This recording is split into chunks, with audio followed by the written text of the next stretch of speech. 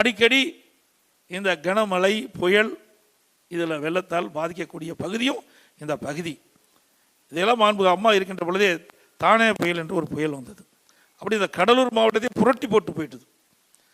இன்றைக்கி வேளாண் பயிரிட்ட அந்த முந்திரி மரங்களெல்லாம் அங்கே சாய்ந்து பல மரங்கள் சாய்ந்து போச்சு. இப்போலாம் நாங்கள்லாம் பார்வையிட்டோம். அம்மாவோட வந்து அந்த மரத்தையெல்லாம் வெட்டி அப்புறப்படுத்தி அரசாங்கமே அந்த பணியெல்லாம் செஞ்சுது.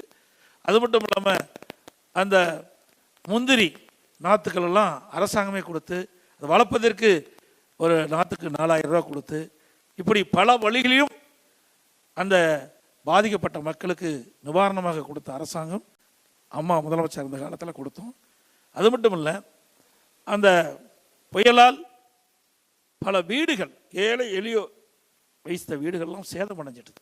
அப்போ தான் அம்மா அறிவித்தாங்க, குடிசை இல்லாத மாவட்டமாக கடலூர் மாவட்டத்தை உருவாக்குவேன் என்று சொல்லி சுமார் 90,000 வீடுகள் அன்றைய தினம் மதிப்பீட்டுப்படி 1000 கோடி ஒதுக்குனாங்க.